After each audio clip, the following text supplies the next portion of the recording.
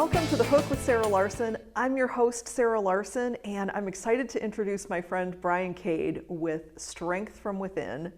And Brian, I'm going to ask you to tell us what it is that you do.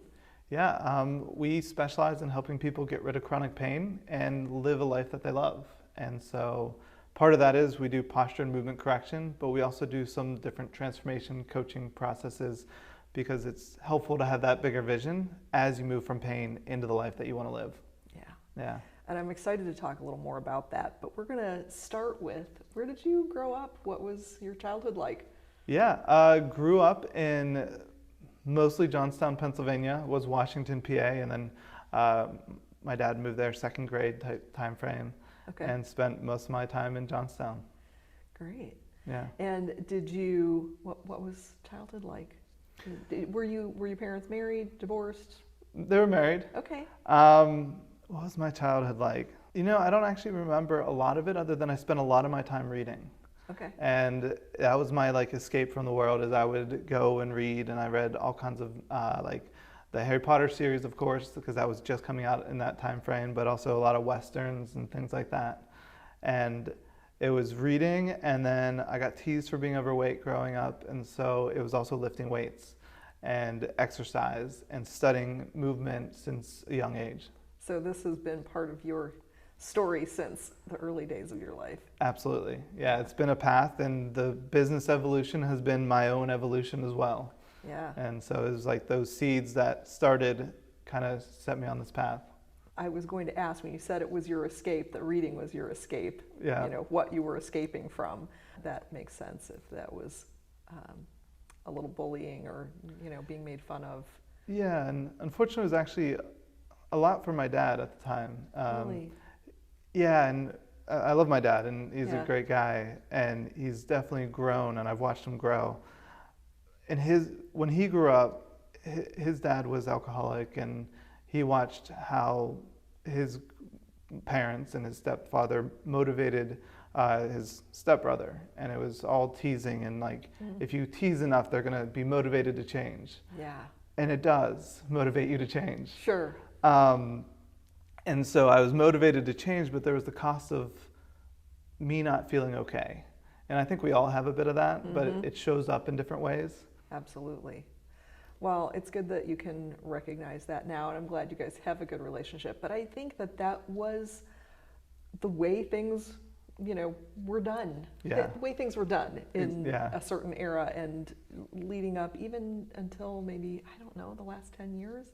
Yeah. Really, where we've recognized the mental damage that can come from that. And also, I know that more so the spotlight has been on women and weight and what the messages that media sends and all of those things, but it really applies to anyone who has struggled with weight, that the pressures and the mental breakdown comes because you're told that you're not acceptable as the person that you are. Yeah. Yeah. Absolutely. There's both sides have it. I think this may not be true, but I remember hearing it several times, is that growing up, men are actually more emotional than women. And it's kind of taught out to hide your emotions more than it is for women, because a lot of times it's okay to be soft, it's okay to be feminine. And men have emotions too. We're just it's not okay. You got to man up, push through. Right. And Don't all kinds show of any weakness. Exactly. Yeah. And it's amazing now that the people that can show that courage and that vulnerability and still what they're creating, I mean, that's more strength than anything. Right. Yeah. Yeah, that's interesting. Where did you go from high school?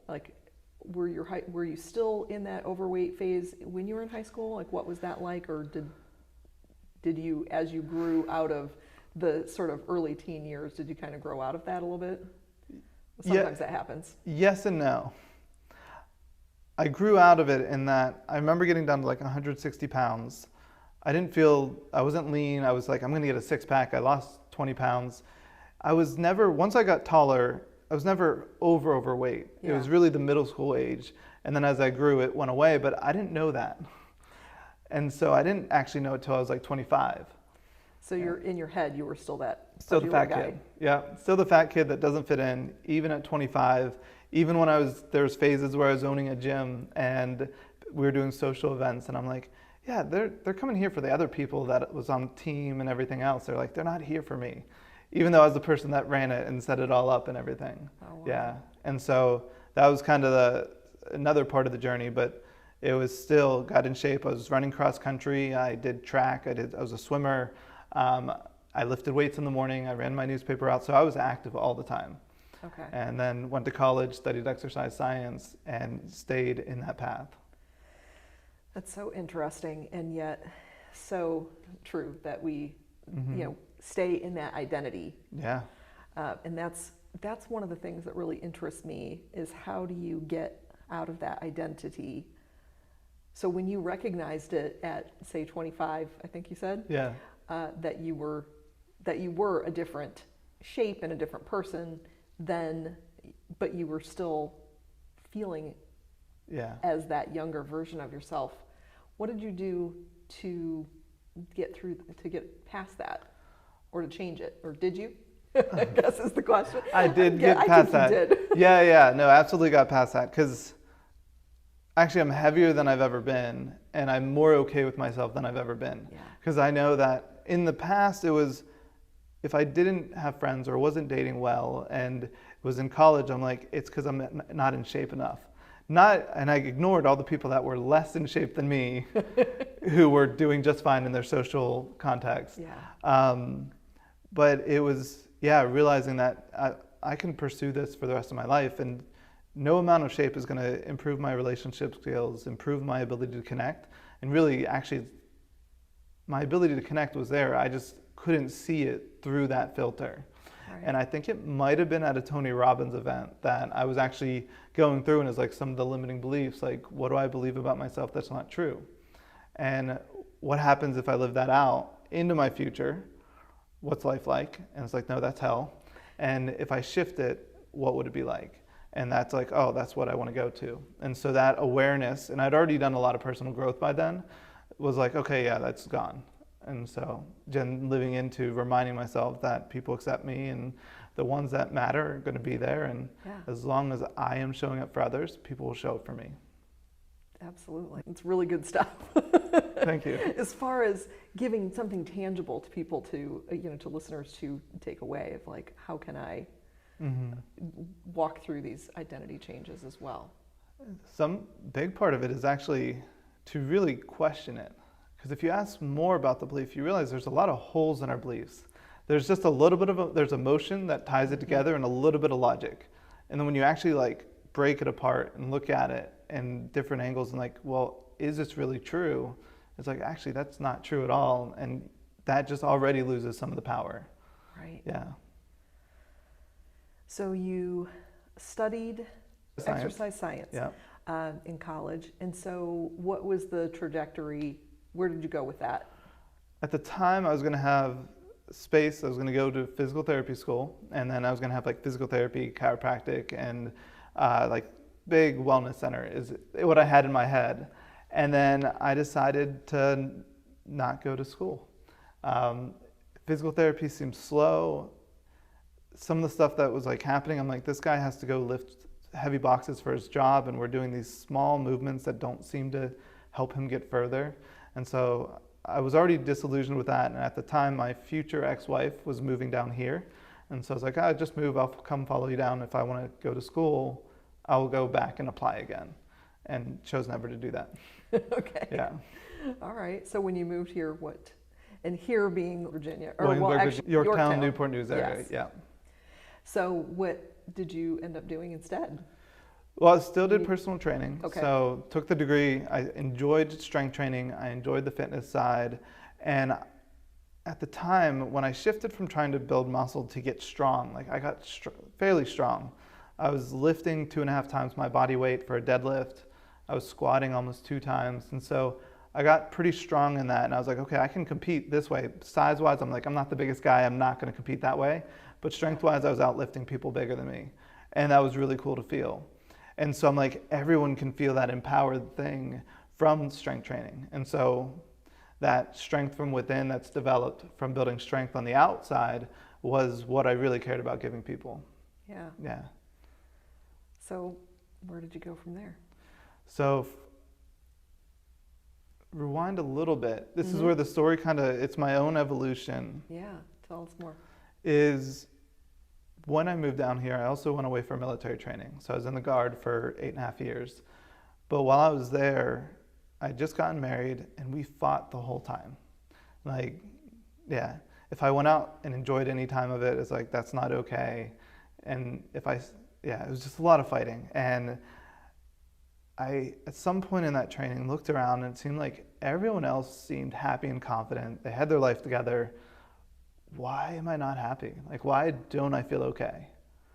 And it was kind of in that training that I started having those questions, like, why does everyone seem like they've got their life together? And I went back, told my wife that, and I actually tried to not get married, and I wasn't strong enough at the time when she gave a bunch of reasons why we should still get married, that I was like, this doesn't feel right. But I'm like, oh, I can make it work. I can push through and figure it out. Right. And it wasn't the right choice. But I got married anyways, and when I got back, I'm like, no, we need to separate. And so as I did that, I started to seek growth, and I was like, always wanted to grow a business. If she had it her way, she's like, wait till you're 45 and it's safe. I'm like, that's not really me. Like, I need to go do this. Yeah. And so I'm like, I'm going to stay here and figure it out. And someone gave me a book, How to Win Friends and Influence People. And that time, like, I'd always read fiction. At that point, I was like, wait, you can learn how to have friends? You can learn how to talk to people and connect and do all of these things? And it was like, that moment my world got a little bit bigger. And initially, every book I read, like, my world was getting bigger of what I thought was possible. Yeah. And so there was pursuing that. And as I was interviewing people for training, I'd ask questions like, well, why do you want to get in shape? What's important about that? Oh, so I can be happy. So I can be confident, so I can feel good in my clothes, so I can finally feel comfortable and confident when I'm around my husband or when I'm at the beach, and I want to feel good about myself. And all the same reasons that I wanted to get in shape are the real reasons people want to do it. Mm-hmm. And it's one of the reasons the business is now Strength from Within. It was originally Cade Fit, which was like just when I was just general personal training, but people are seeking the outside growth from fitness and wealth to change something on the inside. And that doesn't always happen.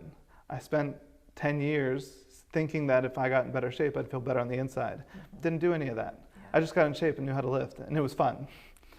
And an outer journey can transform you inside. So a health and fitness journey can transform the inside, but it's not guaranteed unless you're also asking questions inside. And so that's where that strength from within comes in, is because for wanting to add in that element of coaching and personal growth. And so I held a couple 2-day workshops while I was training people, and some of the stories still transformed, and I had no idea what I was doing then. But people that are like, oh, I got a master's degree because of you, and I'm now making twice as much money, and I'm like, that's amazing.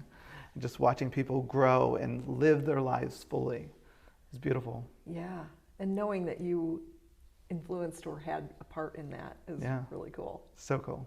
Yeah. There's no feeling like it to watch someone's life expand and go the way they wanted because of some words you said or some insights that you shared that I didn't do it for them, but they were able to create with that just a little bit of support.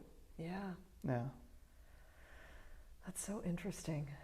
What do you think it was that made you notice? The question I think I want to hear is, how did you think to help these other people, or that what you had done for yourself would help them? I have two thoughts. My journey had shifted first. The insight on being the fat kid that doesn't fit in was later. Mm-hmm. But my friend Brennan, he talks about it. He's a transformational leadership coach, and he's like, it's the mountaintop that doesn't end. So just because you have one identity shift, which I think is the thing you've talked about, doesn't mean your shift is over. You're going to have new awareness about yourself, new insights, and that each layer you peel back and let go, the more free you are. And the more you get to fully show up as you, not who you're supposed to be. And the more alive you feel, the more energetic, the more engaged.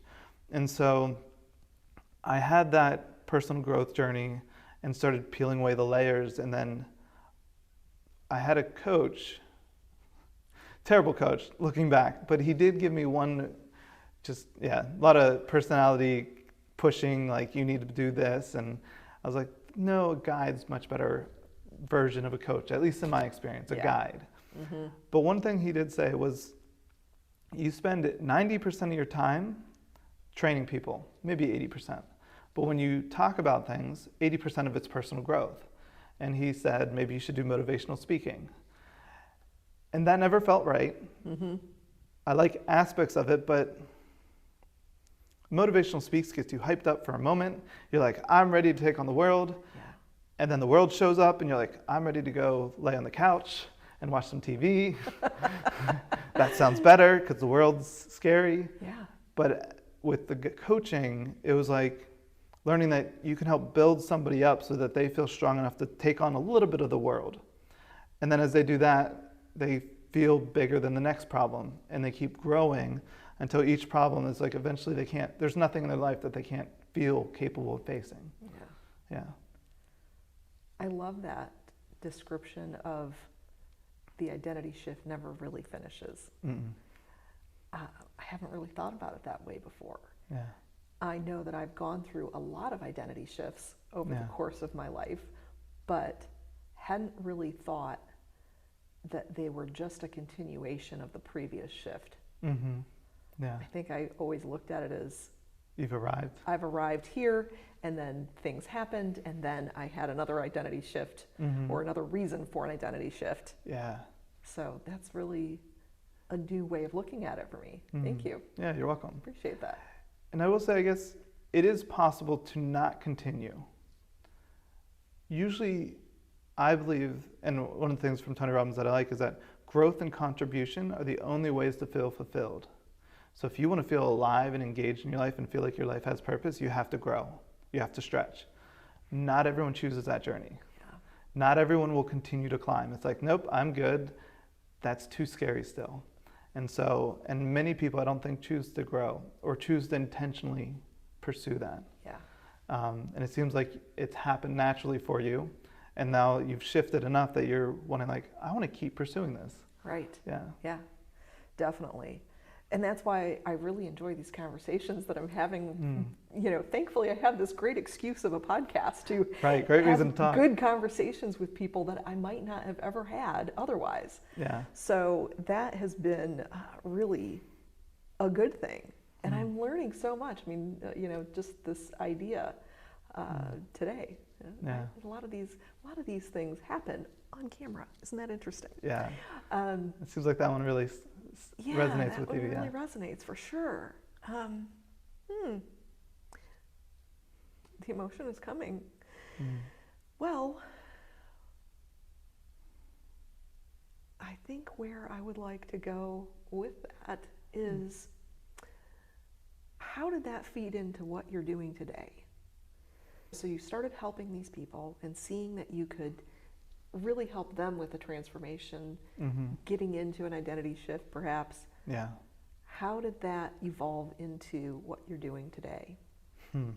Yeah, so still really love coaching and transformation and learned a lot of different modalities. And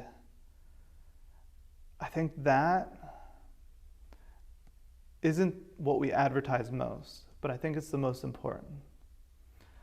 Because who you're being, how you show up and engage with the world is going to be different, or you can't separate that from who you are. So how you approach your relationship is going to be similar to how you approach other things. How you approach your weight loss, is it all or nothing? Do you have to compete, always competing? Or is it, I'm just gonna go with the flow, there's no direction? That shows up in everything we choose to do. And so for someone to live their lives, they have to get out of their own way. And so that's a big part of it. We were a gym, we no longer do that. Along the way, I started to get migraines. I had gone to a massage therapist, I was getting headaches. she did some stuff, and then they seemed to get worse after that. Don't think it was what she did, but the more I strength trained, the worse I felt. And it eventually got where like I'd have days, sometimes 2 days, where I was like curled up in a ball, like an arrow through my eyeball, and just excruciating pain, and just waiting for it to pass. Like I'd have to cancel appointments, I'd just stay at home, and I couldn't do anything. And it was like 3 to 4 times a week. And eventually I couldn't walk a half mile without having issues, and I'd have to lay down. And even when I found some solutions, my pain went down, but I'd lay on the floor for like 3 hours a day, stretching and doing and this gentle, easy stuff, just trying to get the body to feel okay. And the more I've looked at it, we sit too much. We wear shoes that affect how our feet work. Our body is not adapted to movement. We sit 8 hours. And even if you're active now, you probably had a period of school, 8 hours a day that you sat when you should have been out playing, exploring the world, which 10,000 years ago, you would have explored the world. You would have engaged, you would have played, crawled, climbed, run. We now sit. And then now today, people go home and then they sit more. And kids play video games, and some are active, but it's after 8 hours. And so the movement we're now doing is on top of a body that doesn't work the way it's designed. We've lost that optimal movement that every animal naturally has. Yeah. We're the only species that is like, okay, I'm about to get on the floor. How do I do this? Okay, back straight, tighten the core, turn, don't hurt, pull, don't let your back go out. It's like a deer just jumps over the tree. It doesn't think, it moves effortlessly. We have to think about movement, and even then we hurt. And if we were designed to hurt, we would not have survived as a species. Because like, oh, I gotta go hunt something. I blew out my knee because I ran. Right. Like, now I'm not eating. And so most people are so far out of balance that I think when we go to exercise, and even the type of lifting in general, even if you have balance, may actually be detrimental. And I tried 4 or 5 years to like, how do we bridge that? How do we bridge, we're helping people move, get pain-free with the movement work we're doing. But then when we go to the gym, people would hurt again. And it's like, I know people can get pain-free. I've seen it happen, but the workouts are hurting them. And so no matter what I tried, the scaling back, I think it created more issues. And most people are just modifying and taking away exercises. But the more we take away exercises, the less our body can do, the worse we feel. And it's a slow progression to like, now we don't do anything. Yeah. And some people are like, I don't hurt, I just don't do anything, because if I did, I'd hurt. And so that was a long-winded answer to add that we now, based off my own healing journey, and I had to let go of lifting, because every time I tried to lift, I would feel worse. Yeah. And it's like, I had a coaching session, so my own mindset work. And at the time I realized, I'm like, if I can't walk a half mile without pain, why am I trying to lift weights? My body can't support myself. Why am I trying to add more load to me? Yeah.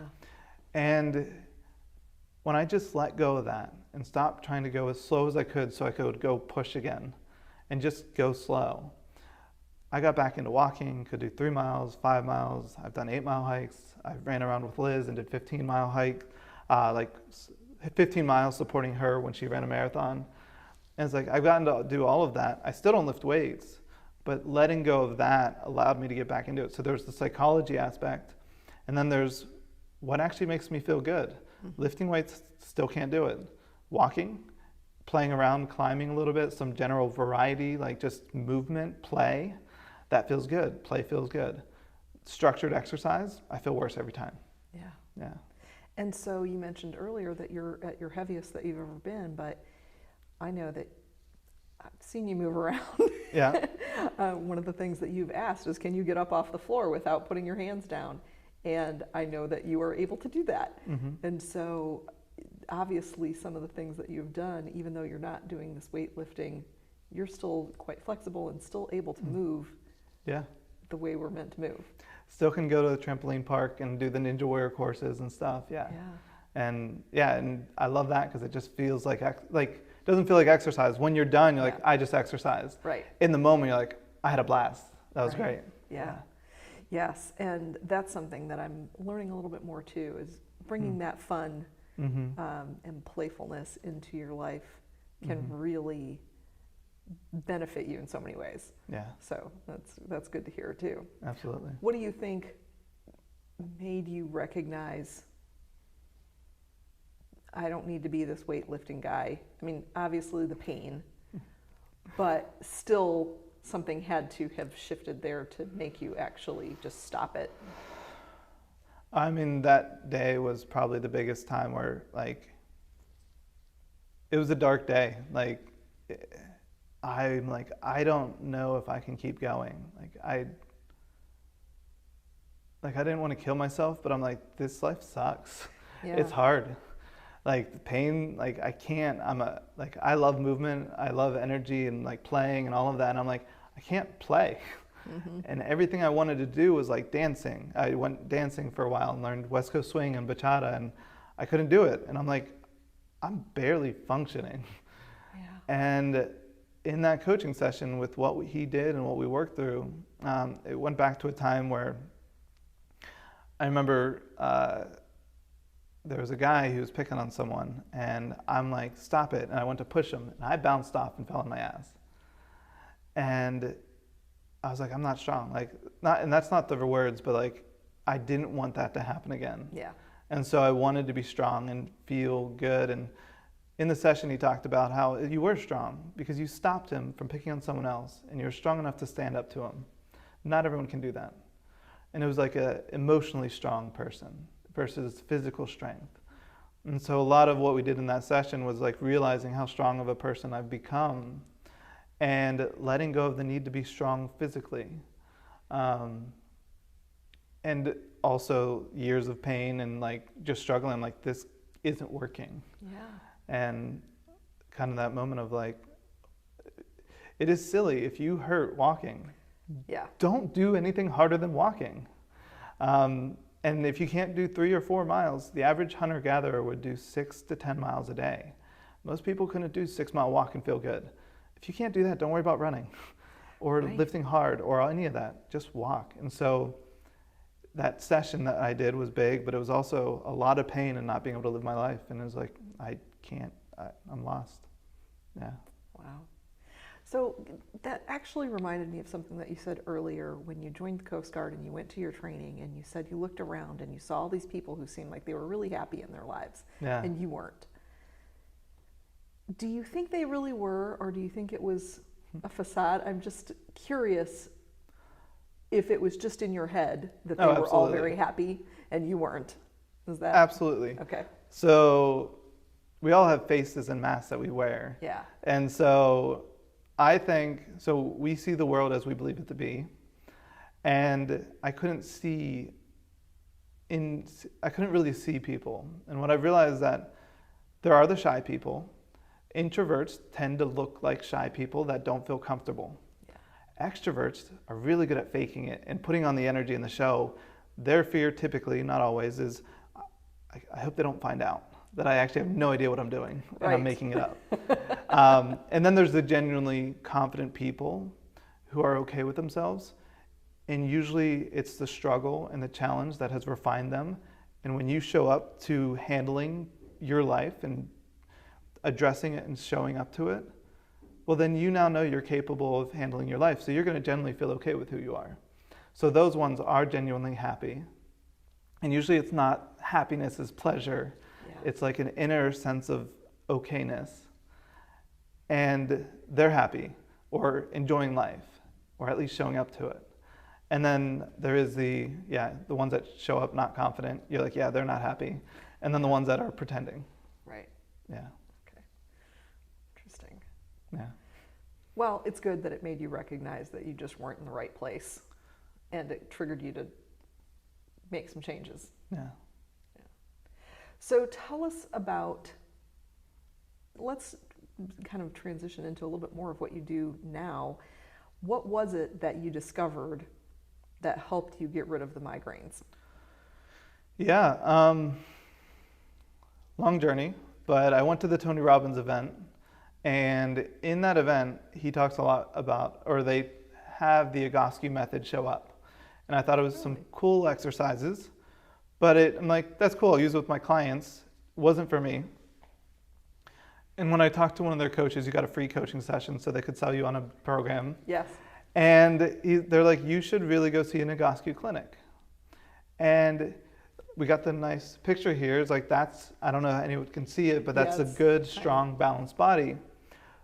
I was a personal trainer, I was military, so I'm like, I know what good posture is.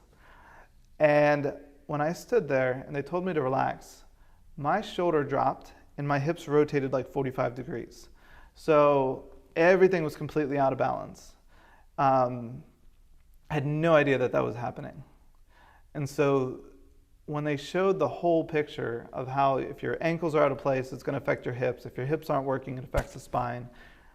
A lot of things that I tried, chiropractic and massage and physical therapy, was like, you have headaches, let's look at your neck. Let's just look at your neck. Well, if my hips are rotated, my neck muscles were tight because there's no place for my shoulder to sit on, so these muscles tighten up to hold me up.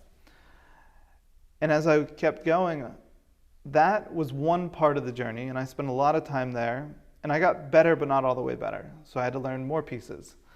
But one of the things I learned was that my ankle injury most likely led to the migraines.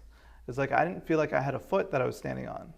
And so I sprained my ankle hopping over a fence. I was going to try to get to a PT test, and I hopped over the fence, rolled my ankle, and then just listened to my body, but then just went about lifting on it. And this ankle felt like it shut off the hip, which shut off the back, and all the way up. So when I get a migraine, this low back on the right side gets really tight, and then I can feel that tension go up the back muscles, which I'm now aware of that I wasn't aware before. Before it was a headache. Now I'm aware of the whole chain happening. Okay. And when I get these muscles to relax, when I have a migraine, I can actually get the migraine to go away because I'm addressing where the muscles are. And so along with that pattern is also breathing. And I learned a lot about Postural Restoration Institute and the breathing mechanisms. And a lot of us tend to collapse to one side and rotate, which mine was doing, but the added level of the ankle and everything else, basically this whole side would shut off. And I remember waking up at times and I couldn't breathe into the side. Like I was like gasping for air at night. Wow. Yeah. And since I added in the elements, like now I can breathe and I don't have I would have said I'd had undiagnosed sleep apnea before, self-diagnosed. Right. But now it's like that doesn't happen anymore unless I'm really out of place and I push too hard. Interesting. Yeah. So how the breathing affects posture, how the overall movement, and then how should we move through space. The big picture of ideal is what started adapting together. And when I work well, body doesn't hurt. When I let it get out and starts rotating, I start to have issues. And so a lot of listening to my body and then bringing it back to balance to work the way it's supposed to. Very cool. Yeah. Yeah, that I didn't even know that about the breathing and like how that would affect. Mm-hmm. Most Your people whole will body. have one shoulder, right shoulder typically lower than left. The right diaphragm tends to be more domed and it works better, so it'll tend to exhale more. Left side tends to flare, and it's like a beach volleyball full of air that knocks us over to the right. And until we get a full exhale that collapses us down and then breathe in, it's hard to actually have that balance. So some of the muscle imbalances are actually happening from the natural issues with breathing, which when we would run or walk, crawl, was back and forth. So that back and forth never made it an issue. Now that we sit, it's like an engine on idle that all day, every breath is slowly pulling us to the right. Wow. Yeah. That's crazy. Mm-hmm. Yeah, it was And that so crazy. nobody seems to know these things. Yeah, it's expanding and a lot more people are talking about it, Right. or at least my social media does. Yeah. Because I follow. You've curated it for that. Yeah, so I'm like, I want to study people that are moving, talking about different things. And Yeah. we see people after 10, 20 years of pain, they've tried everything, like myself, and they're like, I still want help. And they're like, why is no one teaching us? And I'm like, I have no idea. It makes so much sense to look at, like if your foot isn't in the right place and it collapses in, nothing else can be in the right place from there up. Right. So why not look at the ankle? Why not address the whole person? And this is when it comes to healing our body or emotions. Most of our medical approaches right now, and it's shifting, is what's wrong with you? Right. Well, people, if we just go from wrong to normal, that only gets you so far. What if you looked at what someone who thrives physically and emotionally, what are they doing? How do they function differently? And what if we aim for there? Because you're going to get so much further than normal. From wrong to normal, you're going to get towards thriving. Everything's going to heal much better. Right. And so the more we focus on optimal versus managing symptoms, I mean, that's, I think, probably the biggest difference in the outlook is we're looking at, like, what's optimal for a person to stand like? Yeah. Well, your back is overarched and you're leaning to one side. What if we fix that and see what happens to your migraines? And migraines and vertigo, not easy to fix, but because it's rough in the beginning because it takes time to get the body to adapt, but almost always migraines and vertigo goes away or goes down. And we usually do it by fixing the breathing and fixing the hips and working up the chain, which is just cool to see. Yeah. Yeah. Well, it's interesting how everything, if you compare it, the physical things and the mental, there's a starting point in it. And you have to, in order to be at this optimal piece, you've got to go back and look at all of these things and where might something be starting from. There's a foundation piece for each person, which is going to be different person to person. Some principles apply, but it's where are you starting and where would you like to be instead? And a bigger vision for what they want is usually the starting point for either personal growth or physical healing. Is you got to have a vision for better. Otherwise, you're not getting anywhere. Yeah. There's no hope without the vision. Right. Good stuff. Where can people find you on the internet these days? Yeah, so still cadefit.com. Okay. It'll all say Strength from Within, but apparently for SEO, CadeFit is the one I should stick with. Okay. So cadefit.com. Yeah. Or Instagram is Strength from Within by CadeFit. Okay. Yeah. And all that will be in the show notes. Awesome. Awesome. Well, thank you so much for Thank you, Sarah. sitting down to have this conversation. My pleasure.